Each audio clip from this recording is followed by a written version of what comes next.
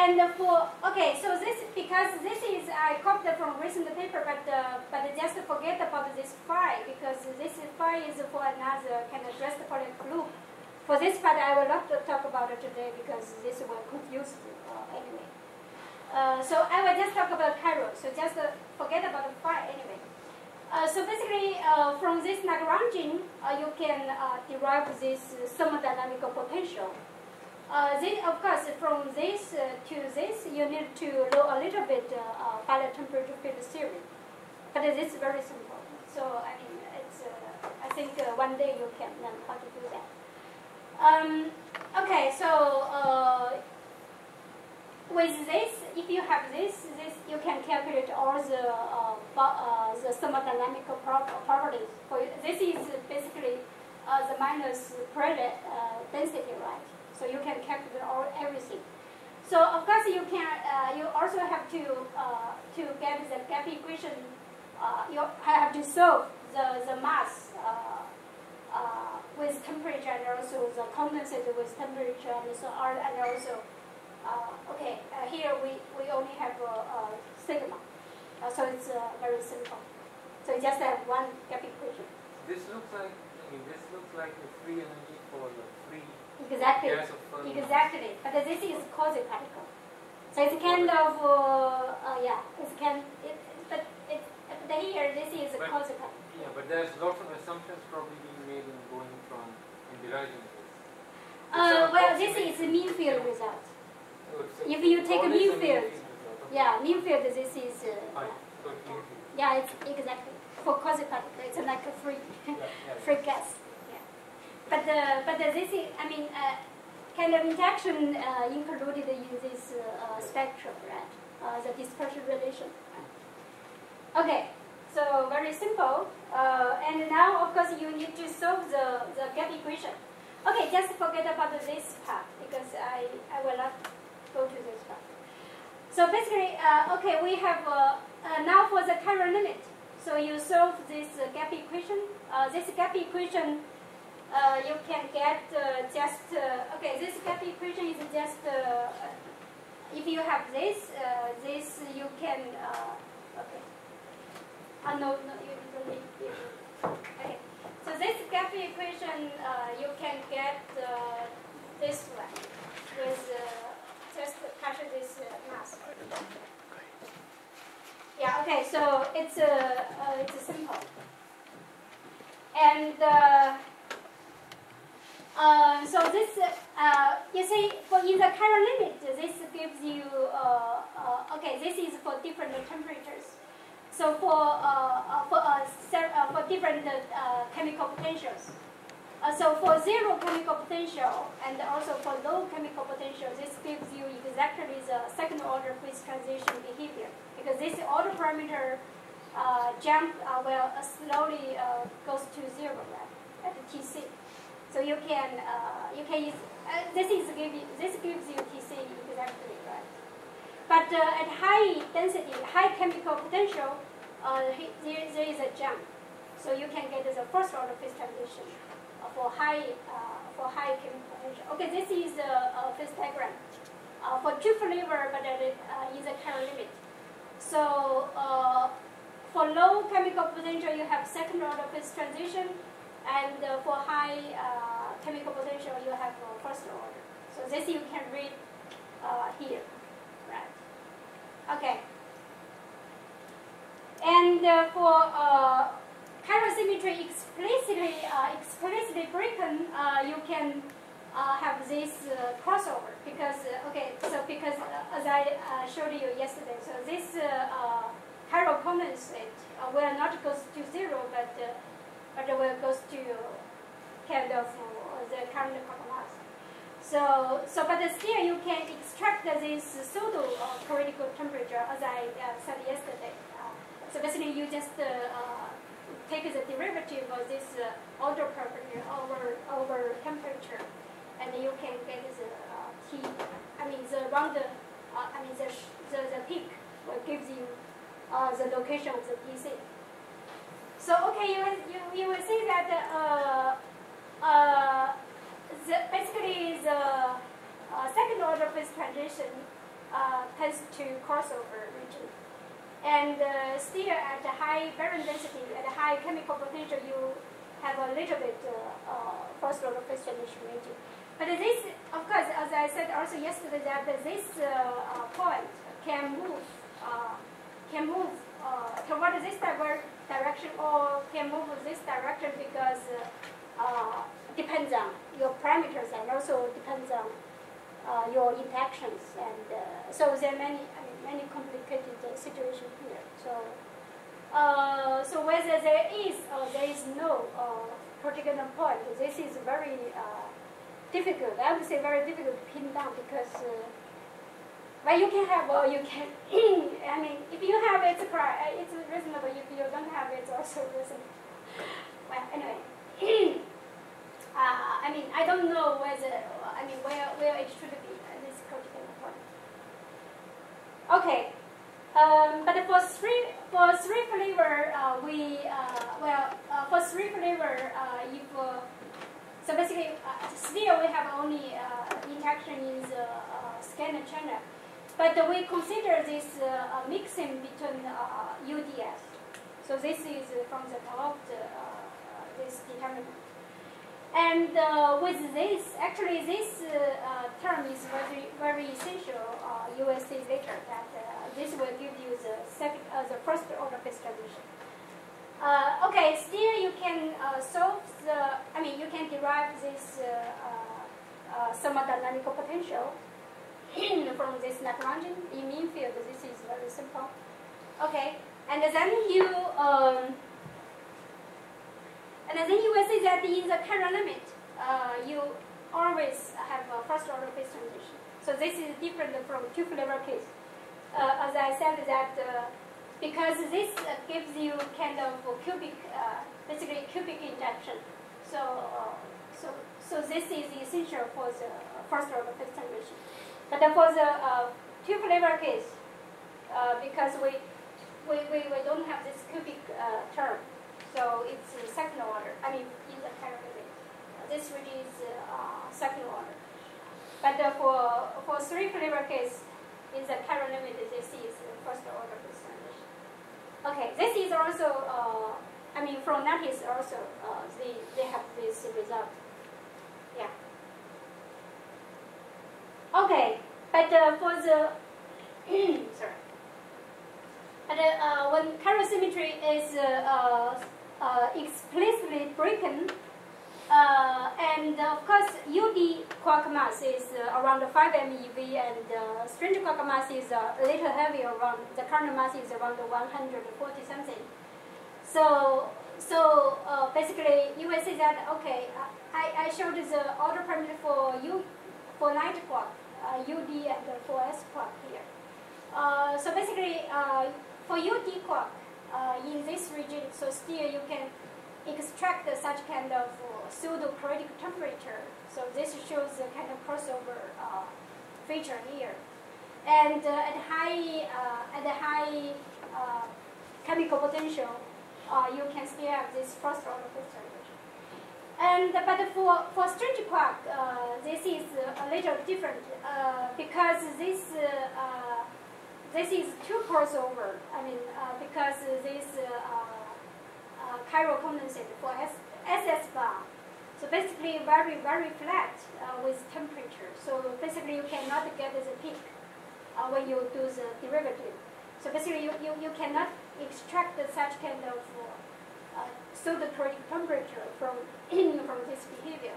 But when chemical potential increases, so basically then you can get such kind of behavior, but still crossover. So then in this case, you can extract such kind of pseudo-critical temperature. So this is why this kind of a little strange meaning for you. But it's just a crossover. But it kind of okay. So this in this regime, high temperature regime. So this is I don't know how to say two crossover and not two crossover. But anyway, so it's the behavior for the crossover. And for S quark, we don't have this first order phase transition. this is clear to you, right? No. No? Why? Why don't you have a critical endpoint for S4 compensation? Yeah, because okay. So actually, I think from the very beginning, this critical endpoint is for O4, not for O4. I mean, for O4 series. It's for UD part. I mean, from Pisarski and Wilczek, from this first paper. I think this is for O4, not for S part. Yeah, but I think for every model, effective model, I think it's hard to get the first order phase transition for S part at high chemical potential. But of course, this is, I mean, in chiral limit, of course, it's different. In chiral limit, it's different.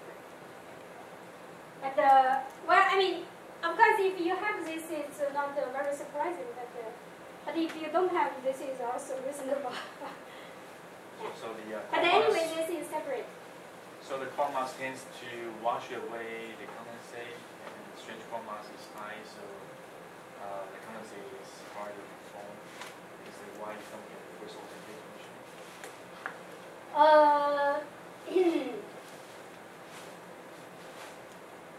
Okay. So actually, this I'm not very sure whether I can, because you mean whether this is because of the heavy strange core mass. I don't know actually. But in this model, we don't have. But maybe in other models. But I have never seen such kind of first order phase. I mean, in chiral, if there is a bilateral quark mass for strange quark, I have never seen a first order phase for S quark. But for UD is fine. But of course, if we have chiral superconductor here, this is another different story. Yeah. Okay. Because there you should consider the bipart condensate coupling with this chiral particles. So basically, in this region, of course, more complicated if you consider all the particles here. Yeah. That's not been strange quark mass. Yeah, this is for strange quark. So what's your choice of strange quark mass? Well, this is not. So we only choose the current strange quark mass. So the constant quark mass is so.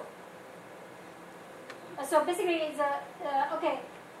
So basically the constant strange quark mass also have such kind of gap equation, right? Of course, there is a more diagram from this UD coupling.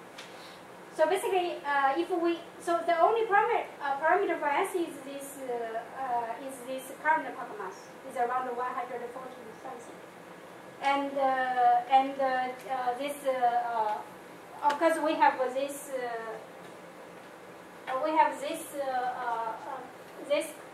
this is a parameter, this is a parameter, but with that we solve basically the constant quark mass. For strange quark, and also the behavior of temperature and chemical potential is solved basically from this thermodynamical potential. So basically, we have only this parameter, and this parameter, and a cutoff. Yeah. Okay. So that's for chiral phase transition. And how about for deconfinement phase transition? This is actually very tough topic, I would say. Till now, I think no any improvement. But of course, there is a kind of improvement by introducing this Polyakov loop potential. Improved something, but didn't solve any problem. Didn't solve. Improved a little for this equation state. So this is I'm going to tell you this story.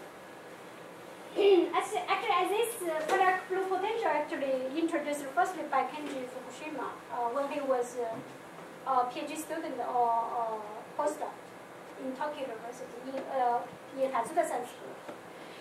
And well, this is actually, of course, I mean, this is this is a Polyakov loop, and the idea is that okay, they just construct such kind of so-called Polyakov loop potential. So this is like Ginsburg lambda. You have some kind of field, and then you can anyway cook up some potential. This is just Ginsburg lambda. So, and all the parameters here should be fitted by. Actually, they fitted all these parameters by fitting the pure Bloom NATS data. From this energy density, entropy density, and pressure density, and so on. So, and this, of course, this Polyakov loop. I mean, expected value of Polyakov loop. So they fit this when I think Weiss played an important role to bring this Polyakov loop potential model to this community, because previously people didn't pay attention to match up this model.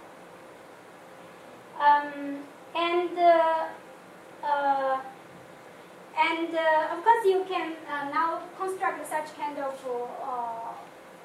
so-called P-engineer model or Polyakov linear sigma model. Basically, engineer model or linear sigma model is for chiral symmetry, restoration, breaking and restoration. And then just plus this Polyakov loop potential. So this Polyakov loop potential is kind of take this Ginsburg lambda form, and the parameters are fitted from NATS data. And with this, of course, you can do the same. You can play the same the game, right? And then you can get such kind of order parameter for chiral and for Polyakov loop. And you see, actually, it's hard to say. It's hard to say whether this is. I mean, it's very hard to say whether this is. This can tell you something. Okay, for example, Sasaki and Radovich, this group, okay, they showed that this deconfinement phase transition can happen earlier than this chiral phase transition. and some, yeah, okay, also showed by this group in Peking University. But I think you do not need to take this too seriously, because the Polyakov loop here really is not a dynamical degrees of freedom. So, well, I cannot tell so much information from this. Yeah. Right. So from lattice data, go back to the previous slide. Yeah. The previous slide. So the parameters in the second line, P2, P3, and P4. So you mean just assuming P2 is T-dependent? Yeah. This is like Ginsburg lambda, right? So basically, you fit from this data. But did you determine the T-dependence of? T-dependence is just like Ginsburg lambda. It's T minus TC or TC like that. Yeah. But this is really just a very rough model, right? Very rough. Yeah, because in principle you should not fit the lattice data, because lattice data presumes that PCD, and that's, I mean, this model is completely different with the Sardi class, so it has nothing to do with PCD. Well, I would say yes. I think don't take this part too seriously. Right. Yeah. Yeah, but so basically, this part is kind of dynamical. I mean, it's a kind of dynamical model, but this part is a kind of phenomenological, two phenomenological efficacy. Okay, and of course, you can fit by fitting the data. You can also get this so-called coincidence of chiral symmetry restoration, and also deconfinement phase transition. But doesn't tell you anything NTU-CTP. Yeah. So this is for export, but don't take it too seriously. And we also cooked up such kind of linear cycle model, but well, basically it's a I would say you can get anything you want. So this is for the linear cycle model for this. You see this for linear cycle model without Polyakov loop. This is a critical point. It's here. But when you add the Polyakov loop potential, so this critical point can move here. It seems close to nothing's result, but I'm not that happy with this result. I mean, it's fine, but it's just a model. And also you can get this. This is for Polyakov loop, and this is for the S-part. Yeah, but also you can choose the parameter so that this is close to this. Yeah, if you want to tune the parameters. Okay, I think for the chiral phase transition and the deconfinement phase transition, for the relation, you cannot really say much from this. But the most, I think, why people really getting interested in this Polyakov potential model is that the equation of state from such kind of model is quite improved. This is kind of, you put in hand, right? Because you add this part by hand. Of course, it should be improved. Right? So for example, this shows you how this is improved. So this is from the lattice data. And this is from the, in our model, we are using this linear cycle model. So this is only the linear cycle model without the Polyakov potential. And of course, because you add this part, it's kind of, because this Polyakov potential, basically this part is from lattice, right? Okay, not really this part, but this is for three flavor case, but what you added is for the pure balloon system. So basically, you put that, you put this equation of state from pure balloon system to this, you basically just add it here. So of course this will give you such kind of improved equation of state. It's kind of not surprising because you add it by hand.